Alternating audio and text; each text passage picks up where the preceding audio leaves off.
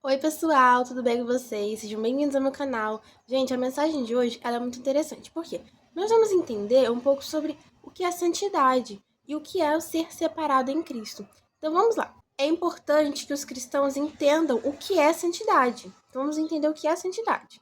Nas escrituras, pautado na Bíblia, as principais palavras para santo carregam a ideia de ser separado para o uso de Deus.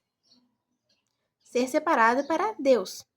Como resultado, a santidade resulta em pureza e utilidade, os subprodutos de uma vida separada para Deus e seus propósitos. Então, nós temos um propósito. Deus tem um propósito para cada um de nós e Ele quer que sejamos separados para Ele. Como escreveu Pedro, em Levítico 11, sejam filhos obedientes. Não voltem ao antigo modo de viver. Não lembrem do passado, não fiquem retornando ao passado. Quando satisfaziam os próprios desejos e viviam na ignorância. Agora, porém, sejam santos em tudo o que fizerem, como é santo aquele que os chamou. Pois as Escrituras dizem, esse aqui eu acho que já é em 1 Pedro 1, capítulo 1, versículo 14 ao 16. Sejam santos, porque eu sou santo, Deus é santo, então é por conta dele ser santo que nós devemos ser santos também. Então, como seria ser separado? Como é essa como é o ser separado? Paulo escreve: portanto, irmãos, suplico-lhes que entreguem o seu corpo a Deus, por causa de tudo o que ele fez por vocês, que seja um sacrifício vivo e santo, do tipo de que Deus considera agradável. Essa é a verdadeira forma de adorá-lo. Não imitem o comportamento e os costumes deste mundo, mas deixem que Deus os transforme por meio de mudança em seu modo de pensar, a fim de que experimentem a boa, agradável e perfeita vontade de Deus para vocês. Isso se encontra em Romanos 12, versículo 1 e 2. E o que é o ser separado? O que significa isso que eu acabei de ler? Quando fala entregue seu corpo a Deus, que seja um sacrifício vivo e santo. Por quê? Nós não devemos imitar o comportamento e costumes deste mundo, mas nós precisamos de separar o nosso corpo para ser templo do Espírito Santo, para que ele habite no nosso coração e na nossa mente, para que o nosso corpo ele seja um testemunho vivo da glória de Deus, porque nós somos imagem e semelhança. E o entregar o corpo significa consagrar a totalidade da nossa existência prática. Então, tudo que nós vemos, tocamos, fazemos, falamos, tudo tem que ser para a glória do nosso Pai.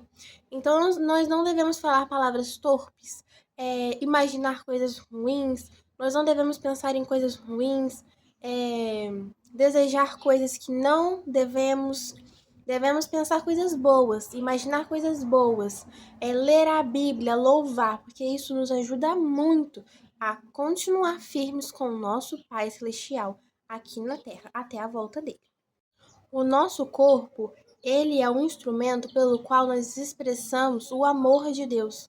Para as pessoas poderem ver que nós somos de Deus, nós precisamos de ser como Jesus era.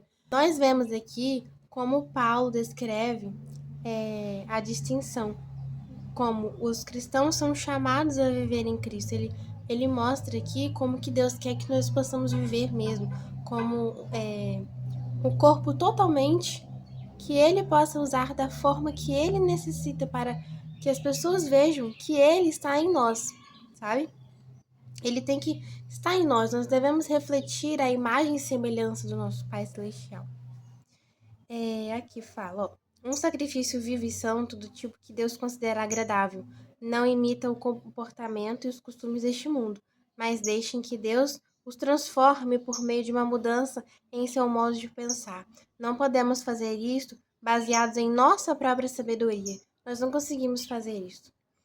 Força ou poder.